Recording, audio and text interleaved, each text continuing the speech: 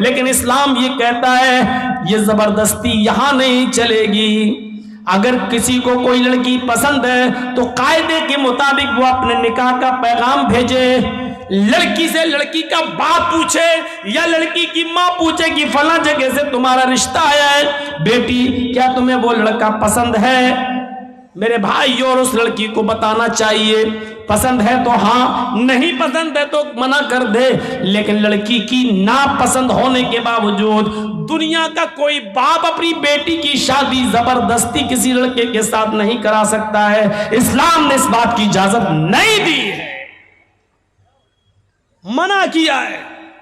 باپ کو معلوم ہے یہ لڑکا اچھا ہے, لیکن اگر بیٹی نہیں چاہتی ہے اس لڑکے کے ساتھ شادی کرنا تو باپ زبردستی اپنی بیٹی کی شادی اس لڑکے کے ساتھ نہیں کر سکتا. ایک عورت اللہ کے نبی کے پاس آئی اور کہتی ہے اللہ کے نبی میرے باپ نے, میرے ماں باپ نے میری شادی ایسی جگہ کر دی ہے جو لڑکا مجھے پسند نہیں ہے. تو اللہ کے نبی نے فرمایا تجھے اختیار ہے اس آدمی کے ساتھ رہو یا چھوڑ دو اسے, تمہیں اختیار ہے. اور اس عورت نے اس اختیار کا فائدہ اٹھاتے ہوئے اس آدمی کو چھوڑا, نہیں رہی اس کے پاس. اس لیے ماں باپ بھی ضد نہ کریں. اسی لیے جب نکاح ہوتا ہے نا, نکاح تو آپ نے دیکھا ہوگا لڑکی والے کے ہاں جاتے ہیں کچھ لوگ, اب تو کچھ لوگ نہیں, اب تو بہت سے لوگ جانے لگے, جس کا نام ہو گیا بارات. نام رکھ لینے سے کسی چیز کی حیثیت تھوڑی بدل جاتی ہے. یہ 300-400 آدمی جو جا رہے ہیں, آپ اس کو بارات کہیے, میری نظر میں سب چور ہیں اور ڈاکو ہیں.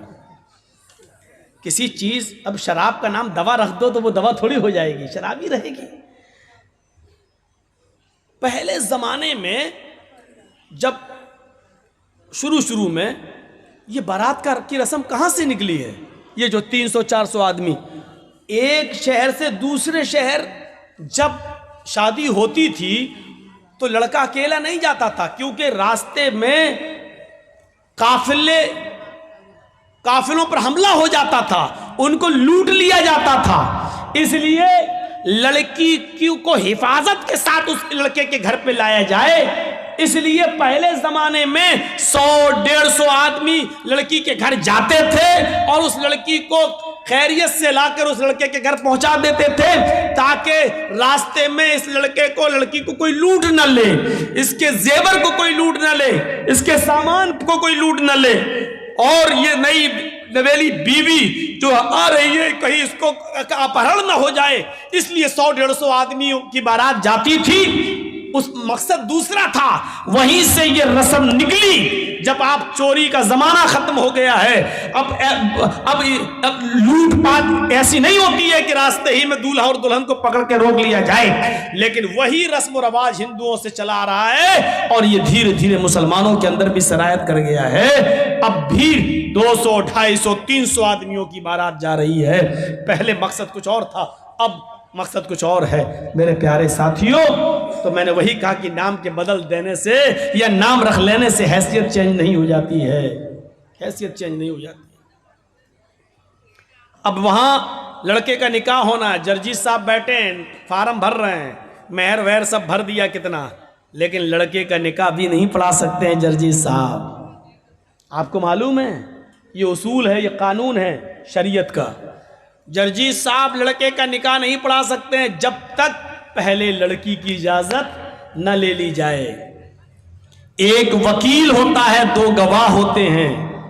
یہ وکیل اور یہ 2 گواہ لڑکی کے پاس اس کے گھر پہ جائیں گے اور اس سے پوچھیں گے کہ فلاں لڑکے کے ساتھ اتنے روپے مہر کے عوض تمہارا نکاح اس لڑکے کے ساتھ کیا جا رہا ہے. یہ بات چوری چھپے نہیں, تم سے آج بھی میں پوچھنے آیا ہوں, آج میں تمہارا جواب سننا چاہتا ہوں. ایسا تو نہیں کہ تم اپنے باپ کے پریشر میں آ کر اتنا بڑا قدم اٹھا رہی ہو کہ اپنی زندگی کسی کے حوالے کر رہی ہو, یا اپنی ماں کے پریشر میں یا اپنے بھائی کے پریشر میں آ کر یہ قدم اٹھا رہی ہو. نہیں, آج بتاؤ, وکیل اور گواہ کے سامنے بتاؤ, کیا وہ لڑکا تمہیں پسند ہے؟ وہ لڑکا، اس کا نام یہ، اس کی ولدیت یہ، اس کی عمر یہ، اور اتنے روپے یا اتنا سونا، اتنا چاندی، مہر، سکہ، رائج الوقت، علاوہ نان نفقہ آپ ان کے نکاح میں دی جا رہی ہیں، کیا آپ کو وہ لڑکا قبول ہے؟ اس موقع پر دیکھا جائے گا اس لڑکی کی اجازت کیا ہے۔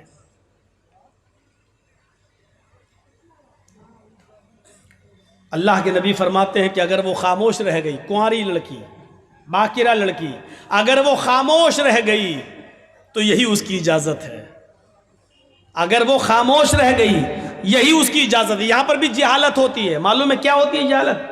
اس لڑکی کے پاس اس کی سہیلیاں بیٹھی رہتی ہیں، جب یہ پوچھا جاتا ہے کہ تمہیں اس لڑکے کے ساتھ نکاح کیا جا رہا ہے، کیا تمہیں قبول ہے؟ تو یہ تو بیچاری خاموش ہے، لیکن اس موقع پر جو اس کی سہیلیاں ہوتی ہیں اس کو بولتی ہیں، بول دو، بولو، ہاں قبول ہے، بولو۔ اور جب تک وکیل سن نہیں لیتا ہے اور گواہ سن نہیں لیتا ہے کہ ہاں اس نے کہا کہ مجھے قبول ہے، تب تک وہ دستخط نہیں کراتا ہے سگنیچر۔ یہ غلط ہے طریقہ، نہایت غلط ہے طریقہ۔ ایک بار پوچھو زور سے کہ فلاں فلاں لڑکے کے ساتھ اتنے روپے مہر کے عوض تمہارا نکاح اس کے ساتھ کیا جا رہا ہے، کیا تمہیں وہ لڑکا قبول ہے؟ وہ لڑکی سر نیچے کر لے، خاموش ہو جائے، تو یہی اس کی اجازت ہے۔ اذنها سماتها، اس کی خاموشی ہی اس کی اجازت ہے بس۔ اور وہیں سے اس کے دستخط کروا لو، چلو نہیں بولے گی کوئی بات نہیں، چلو سائن کرو۔ اگر لڑکی نے سائن کر دیے یہ اس کی اجازت ہو گئی، اور اگر اس کو لڑکا پسند نہیں تو وہیں پر وہ کہہ سکتی ہے کہ مجھے پسند نہیں ہے یا میں نکاح نہیں کرنا چاہتی اس سے۔ پھر اس لڑکے کا نکاح کسی بھی قیمت پر نہیں ہوگا۔ لڑکے کا نکاح لڑکی کی اجازت کے بنا نہیں ہو سکتا ہے، اس لیے پہلے اسلام نے یہ پاور، یہ ادھیکار لڑکی کو دیا ہے۔ بارات لے کے تم پہنچ بھی گئے، تمہارے ساتھ 400 پیٹو بھی پہنچے ہوئے ہیں جو لڑکی والے کے ہاں کھانے کے لیے بھوکے بھیڑیوں کی طرح پہلے پہنچے ہوئے ہیں، اور نکاح سے پہلے ناشتے کا دور چلتا ہے، اور ناشتے کے دور نظر رکھی جاتی ہے کہ بعد میں زندگی بھر لڑکی کے باپ کو تانے مارے جائیں گے اگر ایک بھی مٹھائی میں کچھ گڑبڑی پیدا ہو گئی تو۔ تیرے باپ نے یہی بارات میں کھلایا تھا؟ اس لیے بیچارہ لڑکی کا باپ قرض ورز لے کر کسی طریقے سے بھوکے بھیڑیوں کا پیٹ بھرتا ہے، اور اچھا سے اچھا کھلانے کی کوشش کرتا ہے تاکہ یہ بھیڑیے بعد میں منہ نہ کھولیں۔ الٹا سی برا ہنسی آ رہی ہے، بارات میں آپ ہی لوگ تو جاتے ہو اور ہنس رہے ہو یہاں بیٹھ کر۔ یہ بھوکے بھیڑیے کون ہیں؟ ہم اور آپ ہی تو ہیں۔ سسٹم بدلیے، سسٹم بدلیے میرے بھائیوں۔ کھانا پینے کا دور چلتا ہے، اب بھی بیچاری لڑکی مجبور ہوتی ہے کیونکہ وہ جانتی ہے کہ میرے باپ کا 50-60 ہزار 1 لاکھ روپیہ اسی میں خرچ ہو گیا ہے، اب اگر منع کرتی ہو تو کام نہیں چلے گا، مجبوری میں بھی دستخط کرتی ہے۔ اس لیے شادی کے معاملے میں یہ سچ ہے کہ لڑکی بغیر ولی کے نکاح نہیں کر سکتی، یہ سچ ہے، لیکن یہ بھی سچ ہے کہ لڑکی کی اجازت کے بنا بھی آپ کسی لڑکے کا نکاح اس کے ساتھ نہیں کر سکتے۔ دنیا کے کسی باپ کو یہ حق نہیں ہے کہ وہ اپنی بیٹی کا نکاح زبردستی کسی لڑکے کے ساتھ کر دے۔ آپ کی بیٹی اگر اس لڑکے کے ساتھ نکاح نہیں کرنا چاہتی تو وہ نکاح نہیں مانا جائے گا، چاہے کتنی آپ اجازت دے دیں۔ کہتے باپ کی اجازت ہے، بنی رہے باپ کی اجازت، اگر لڑکی راضی نہیں ہے تو باپ کی اجازت کی کوئی حیثیت نہیں ہے، باپ کی اجازت بیکار ہے۔ شادی وہ مانی جائے گی لڑکی بھی راضی ہو اور اس لڑکی کے نکاح میں اس کا باپ اپنی بیٹی کی اجازت کے بعد ولی بنتا ہے اور اپنی بیٹی کا نکاح کراتا ہے۔ لیکن وہ بھی طریقہ غلط ہے کہ باپ نے لڑکی کی شادی میں شرکت نہیں کی اور باپ کو لڑکا پسند نہیں ہے تو لڑکی بھاگ کر کولڈ میرج کر لے اور دوسرا نکاح کر لے، جا کر ادھر ادھر نکاح کر لے، وہ بھی نہیں ہے۔ کچھ ڈھکوسلے لوگ ہمارے سماج میں ایسے بھی ہیں جو لڑکی کے باپ بن جاتے ہیں۔ ایک ہمارا لڑکا کسی دوسرے کے گاؤں سے کسی کی لڑکی بھگا کے لے آیا، اب اس گاؤں میں کہہ دیا اگر یہاں آئے گی تو ٹانگیں توڑ دیں گے، یہاں آئے اب اس کا مرا ہوا منہ بھی ہم دیکھنا گوارا نہیں کریں گے، باپ نے کہہ دیا۔ اب وہ آپ کے گاؤں میں آئی، آپ کے گاؤں کا کوئی بڈھا آدمی تیار ہو جاتا, چلو وہ باپ نہیں ہے تو ہم باپ بن جاتے ہیں بیٹا تمہارے. یہ بڈھا سب سے پہلے جہنم میں لتیایا جائے گا جو باپ بنا. تیرے باپ بننے سے تیری بیٹی نہیں ہو جائے گی. وہ اتنا یاد رکھنا, یہ سماج کے اندر سب سے بڑا ظلم ہے. اور لڑکیوں کو جو فرضی ماں باپ مل جاتے ہیں, یہ حوصلے مل رہے ہیں ان کو, یہ حوصلے ملتے ہیں, اس لیے وہ بھاگ جاتی ہیں گھر سے. ارے اس گاؤں میں جائیں گے تو فلاں کا باپ ہمارا باپ بن ہی جائے گا. یہاں سے حوصلے ملتے ہیں اور لڑکیاں بھاگنا شروع کر دیتی ہیں اپنے گھروں سے زیور لے کر. اللہ ان بڈھوں کو عقل سلیم عطا فرمائے جو باپ بن جاتے ہیں. سن لیجئے, تمہارے باپ بننے سے وہ باپ نہیں مانی, تم باپ نہیں مانے جاؤ گے. وہ تمہاری بیٹیاں نہیں ہوں گی. ما ہن امہاتہم ان امہاتہم الا اللہ ولدناہم. تمہاری مائیں تو وہی ہوں گی جنہوں نے تمہیں اپنے پیٹ سے پیدا کیا ہے. تمہاری بیٹیاں وہی کہلائیں گی جو تمہارے نطفے سے پیدا ہوئی ہیں. ہاں یاد رکھنا, کسی غیر کی بیٹی جو بھاگ کر آئی ہے وہ تمہاری بیٹی کہلانے سے بیٹی نہیں ہو جائے گی. یہ بیٹی بن جانے کے باوجود اور آپ کا اس کو بیٹی بنا لینے کے باوجود بھی اگر کبھی وہ آپ کے ساتھ حج کرنے جانا چاہے تو وہ آپ کے ساتھ حج کرنے نہیں جا سکتی ہے. بیٹی اور باپ کا رشتہ کہاں ہے؟ اسلام آج منہ بولی بیٹی کو اپنے منہ بولے باپ کے ساتھ حج کرنے کی اجازت نہیں دیتا ہے. اس سے بھی اس کو پردہ کرنا پڑے گا. منہ بولا بھائی نہیں مانا جائے گا. وہ اپنے منہ بولے بھائی کے ساتھ حج کرنے نہیں جا سکتی ہے. اس سے بھی اس کو پردہ کرنا پڑے گا. یہ تو بہت دور کی بات ہے. تم اپنی بیوی کے ساتھ کھانا کھا رہے ہو اور بیوی کی بہن آ جائے, یعنی تمہاری سالی آ جائے اور گھر میں گھس جائے. تمہاری بیوی اپنی بہن کو بلا رہی ہے کہ ادھر آؤ تم بھی کھانا کھا لو. یاد رکھنا, اپنی بیوی کی موجودگی میں بھی تم اپنی سالی کے ساتھ کھانا نہیں کھا سکتے ہو.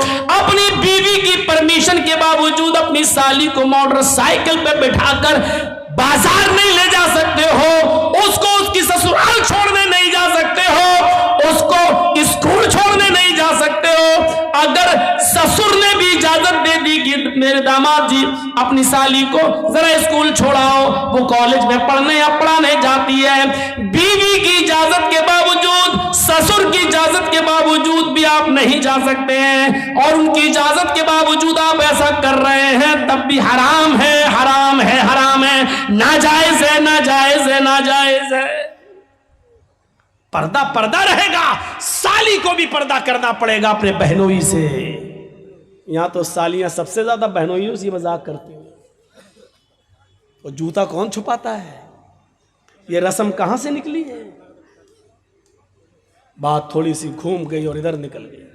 تو میں کہنا یہ چاہ رہا تھا میرے بھائیوں, ایک طرف یہ چیز ہے کہ شودر کی بیٹی اگر برہمن کو پسند آ جائے تو شودر کو دینا پڑے گی, لیکن برہمن کو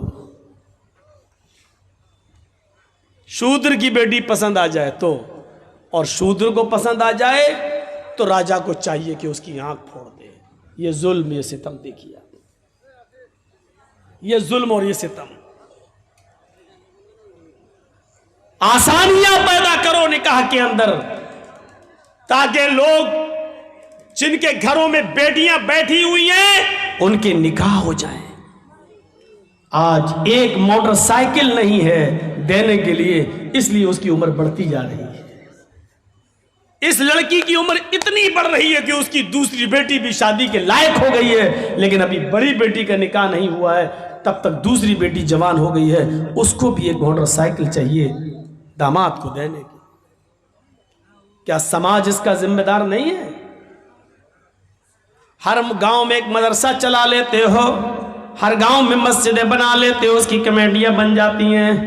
کیا گاؤں میں ایسی جوان بیٹیاں نہیں بیٹھی ہوئی ہیں جن کی عمریں بڑھتی جا رہی ہیں اور جہیز نہ ہونے کی وجہ سے میرے پیارے ساتھیوں ان کے نکاح نہیں ہو رہے ہیں؟ سماج یہاں کہاں چلا جاتا ہے؟ یہاں سماج کیوں سوتا ہے؟ ان غریب لڑکیوں کی شادی کا انتظام سماج کے پاس کیوں نہیں ہے؟ ان کا گھر بسانے کا انتظام کیوں نہیں ہے؟ کیا اللہ کے نبی جناب محمد رسول اللہ صلی اللہ علیہ وسلم ساموہک وواہ کا پرچلن نہیں چلایا کرتے تھے؟ یہ تنظیم نہیں چلاتے تھے؟ میرے بھائیو، اللہ کے نبی جس کو جہاں بھیجتے تھے اور کہتے تھے کہ فلاں گھر والوں سے کہنا کہ اللہ کے نبی نے مجھے بھیجا ہے اور آپ کے گھر میں ایک بیٹی ہے، وہ مجھ سے شادی کرانا چاہتے ہیں، آپ ان کی شادی کر دیجئے۔ آپ نے جلیبیب کا واقعہ سنا ہوگا۔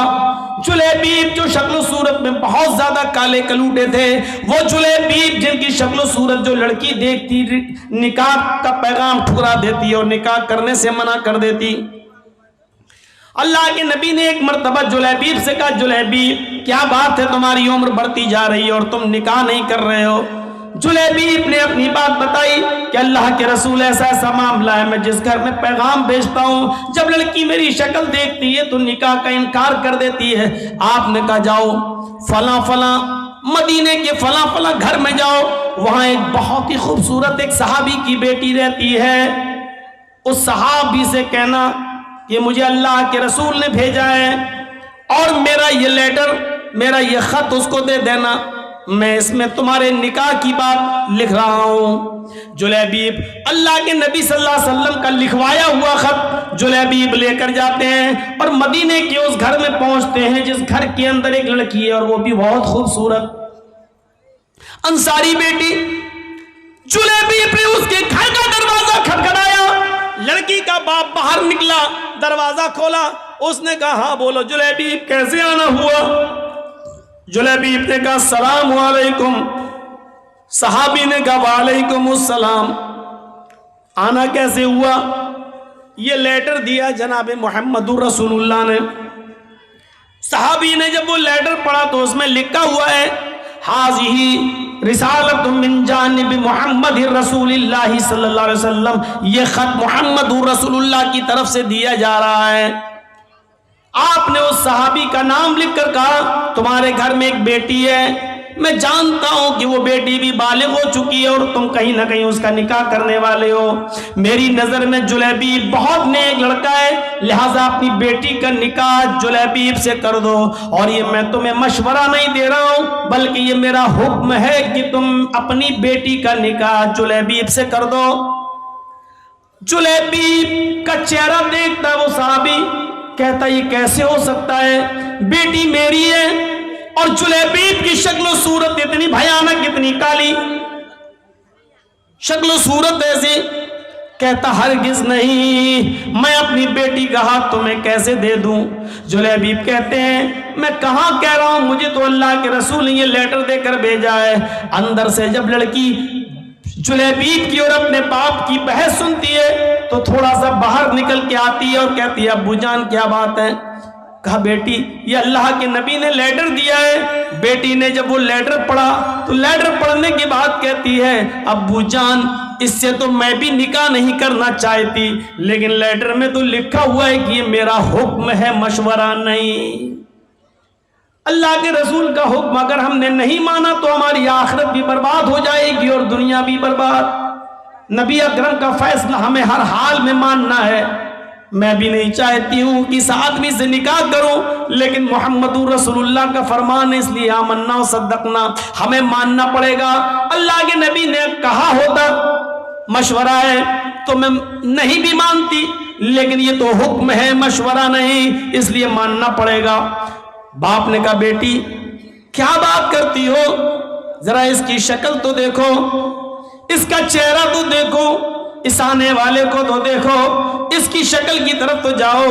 بیٹی جو جواب دیتی ہے اس کو اردو کے ایک شاعر نے یوں نقل کیا ہے کہ بیٹی بولتی ہے نہیں، کہا ابو نے بیٹی اس آنے والے کی طرف دیکھ۔ بیٹی کہتی ہے نہ آنے والے کو دیکھ، نہ جانے والے کو دیکھ، نہ آنے والے کو دیکھ، نہ جانے والے کو دیکھ، دیکھنا ہی ہے تو خط کے بھیجنے والے کو دیکھ۔ باپ نے کہا بیٹی مانا، تیری بات صحیح ہے، لیکن ذرا اس کی شکل و صورت تو دیکھو، بیٹی تو کیسے اس کے ساتھ رہے گی؟ بیٹی کہتی ہے مانا کی شکل ہے اس کی بدصورت، مانا کی شکل ہے اس کی بدصورت اور جسم ہے اس کا ماند، مانا کی شکل ہے اس کی بدصورت اور جسم ہے اس کا ماند، مگر خط کا بھیجنے والا تو ہے 14ویں کا چاند۔ مجھے اس سے کیا مطلب؟ مجھے تو حکم رسول کی پابندی کرنا ہے، جناب محمد رسول اللہ کی بات ماننا ہے۔ پھر لڑکی کا باپ مجبور ہوتا ہے، بیٹی اگر تو تیار ہے تو پھر میں بھی تیار ہوں، میں بھی اپنی آخرت برباد نہیں کرنا چاہتا۔ اور اس باپ نے اپنی بیٹی کا نکاح اللہ کے رسول کے بھیجے ہوئے اس قاصد حضرت جلیبیب سے اپنی بیٹی کا نکاح کر دیا۔ اس بیٹی کا بیان ہے کہ جلیبیب سے اللہ کے نبی نے مجھے جو نکاح کرایا ہے، اس جلیبیب نے مجھے اتنا پیار دیا، اتنا پیار دیا کہ میری زندگی ایک مثال بن گئی۔ جلیبیب کے ساتھ میرے نکاح میں اللہ نے وہ برکتیں رکھی تھی، وہ برکتیں رکھی تھی جس کا تصور ہم نہیں کر سکتے تھے۔ تو میرے پیارے ساتھیوں، حکم رسول دیکھو، شادی کے اندر آسانیاں پیدا کرو، اپنی بچیوں کے لیے بھی اور اپنے بیٹوں کی شادیوں میں بھی آسانیاں پیدا کرو۔ اللہ کے نبی نے فرمایا سب سے بابرکت نکاح وہ ہے جس کے اندر خرچہ سب سے کم ہو۔ حدیث دیکھ رہے ہیں؟ سب سے بابرکت نکاح وہ ہے، سب سے زیادہ برکت والا نکاح وہ ہے جس میں خرچہ سب سے کم ہو۔ اس کا الٹا مفہوم کیا ہوگا؟ آپ نے کبھی سوچا؟ اس کا الٹا مفہوم نکالو تو کیا ہوگا؟ سب سے زیادہ برکت والی شادی وہ ہے جس میں خرچہ سب سے کم ہو۔ تو اس کا مطلب کیا ہوا؟ جس شادی میں خرچہ جتنا زیادہ ہوگا اس شادی میں برکت اتنی ہی کم ہوگی۔ آج دیکھ لو، بڑے بڑے خرچ کرنے والے اور بڑے بڑے میرج ہال بک کرنے والے، لاکھوں روپے کا ڈیکوریشن کرانے والے، بڑے بڑے میرج ہال بک کرا کے اپنی بیٹیوں کی شادی کرنے اور بیٹوں کی شادی کرانے والوں کو آپ دیکھو گے، شادیاں زیادہ دن ٹکتی نہیں ہیں، فوراً 1-2 سال کے بعد طلاقوں کی نوبتیں آ جاتی ہیں۔ کیوں؟ برکت کیوں نہیں ہو رہی ہے؟ وہ نکاح کا تصور ہی ختم ہو گیا ہے۔ اللہ کے نبی کے زمانے کا نکاح دیکھیے آپ، آپ تصور کریں گے ایسا نکاح؟ ایک عورت آئی اور اللہ کے نبی کے پاس آ کر بیٹھ گئی، اس کے نہ باپ تھے نہ بھائی تھا، کوئی نہیں تھا، چچا کوئی نہیں تھا۔ اب وہ چاہتی تھی کہ میں اللہ کے رسول کی بیوی بن جاؤں، میرا نکاح اللہ کے رسول کے ساتھ ہو جائے۔ وہ آئی، اللہ کے رسول چند صحابہ کے ساتھ بیٹھے ہوئے تھے، تصور کیجئے آپ، دیکھیے ادھر، اللہ کے نبی کے پاس آئی اور بیٹھ گئی۔ اللہ کے نبی نے کہا کیوں، تم کیسے آئی ہو؟ تو کہتی ہے انی احب لک، اے اللہ کے رسول میں اپنے آپ کو ہبہ کر رہی ہوں، یعنی میں آپ کے ساتھ نکاح کرنا چاہتی ہوں۔ اللہ کے نبی خاموش رہے۔ اس نے دوبارہ کہا، آپ پھر خاموش رہے۔ اس نے تیسری بار کہا اللہ کے رسول میں آپ سے شادی کے لیے آئی ہوں، نکاح کرنا چاہتی ہوں۔ تو صحابی بیٹھے ہوئے تھے بغل میں، کہتے ہیں اللہ کے رسول یہ عورت 3 بار کہہ چکی میں آپ سے نکاح کرنا چاہتی ہوں، آپ کچھ بول ہی نہیں رہے۔ ارے کرنا ہو تو کریے، نہیں کرنا ہو تو جواب دے دیجئے۔